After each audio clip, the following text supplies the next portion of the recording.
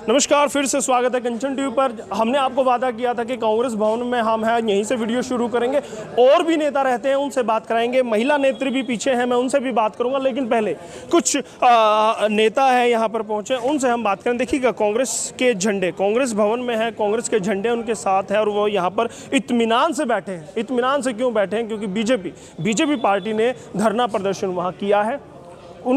उनसे निपटने के लिए, दो हाथ करने के लिए ये सभी नेतागण यहाँ पर इकट्ठा हुआ। उनसे हम जानते हैं। सबसे पहले नेताजी हैं हमारे। नेताजी, आज कांग्रेस भवन में आप आए हैं, सुरक्षा की दृष्टि से पहुँचे हैं या उनके सामने डटकर मुकाबला करने के लिए आप लोग यहाँ पर हैं?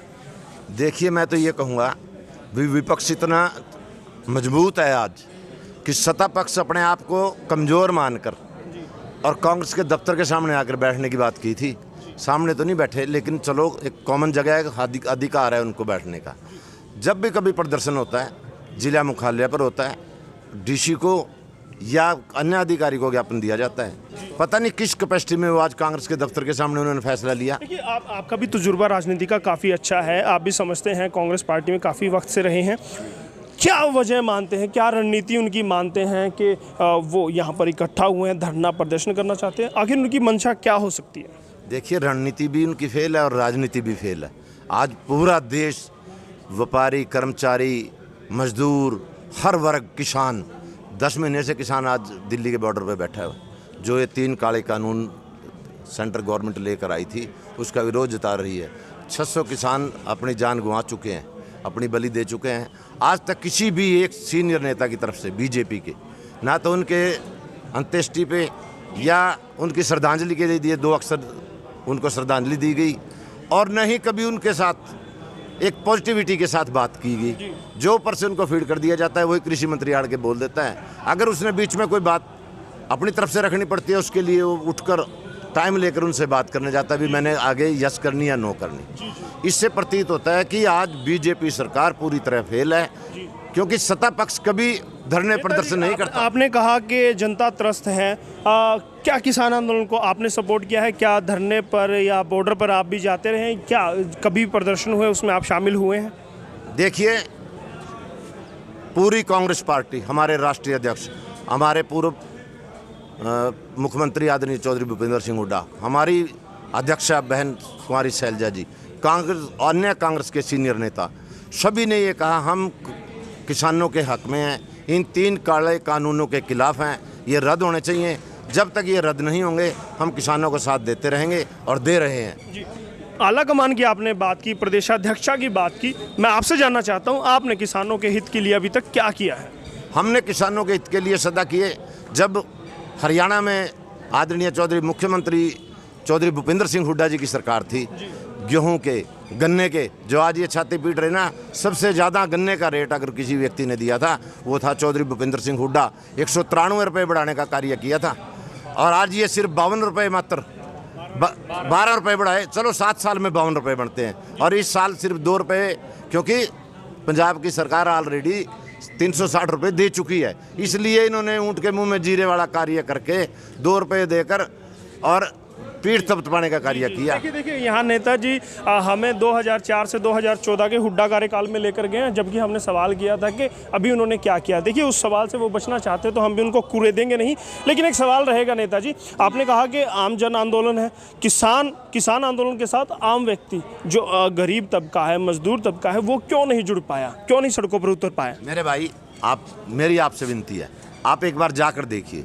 36 वर्ग, 36 बरादरी और सभी वर्ग, मजदूर भी है, किसान भी है, व्यापारी भी है, कर्मचारी भी है।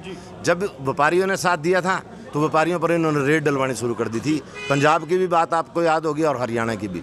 जब आड़ती, मंडी के आड़तियों ने खुलकर समर्थन किया था किसानों का, इन्होंने उनको दबाने का कार्य किया था, आपको याद होगा। दूसरे, आज जाकर देख लीजिए, छोटे से छोटा जो बार्बर का कार्य करता है, वो भी अपने दुकानें बंद करके वहाँ लोगों के पूरा मुफ्त में सहायता करने के लिए बैठे हैं। जो एक मेरा भाई जूती पालिश का कार्य करता है, जो उस समाज से संबंध रखता है, उसने भी वहाँ जाकर अपना समर्थन दिया और फ्री में जूती पालिश कार्य करने का। मतलब आप मानते हैं कि जनता खड़ी है साथ?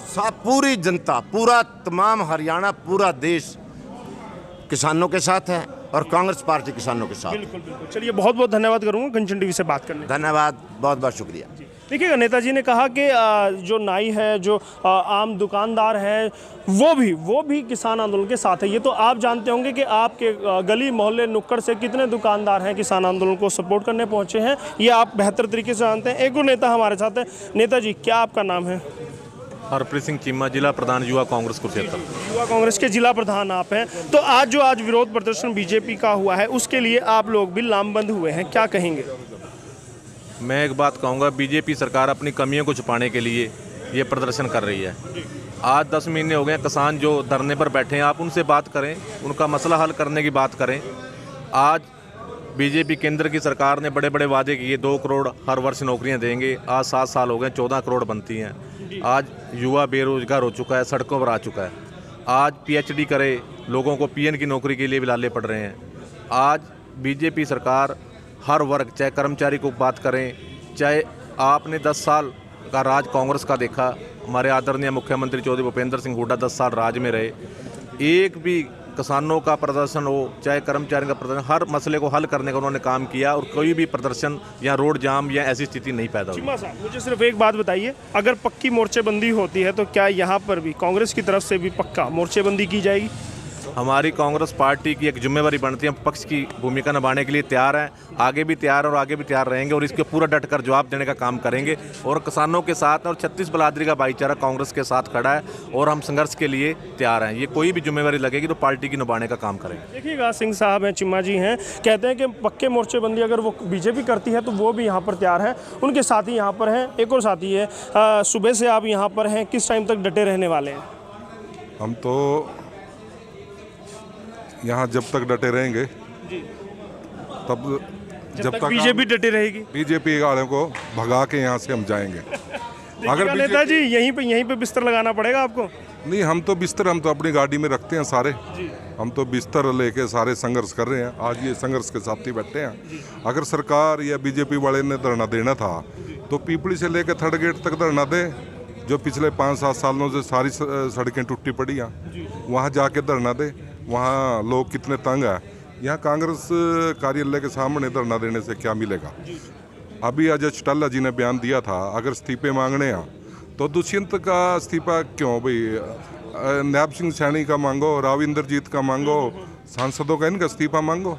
उन्हीं में इतना मतलब झगड़े हैं, ठीक है नहीं? कांग्रेस कहीं ना कहीं उन्होंने तो अपनी आफत दूसरे के गल डालने की कोशिश की है। हाँ बिल्कुल बिल्कुल। यहाँ तो कांग्रेस पार्टी बैठी है, हमारे नेता अशोक अरोड़ा जी के नेतृत्व में सारे एकजुट होकर हम बैठे हैं। बहुत अच्छी बात है। एक और साथी हैं कांग्रेस के, क्या कहेंगे, धरना प्रदर्शन अगर लंबा चलता है तो युवा साथियों की जिम्मेवारी बढ़ेगी, तो आप उसके लिए तैयार रहेंगे?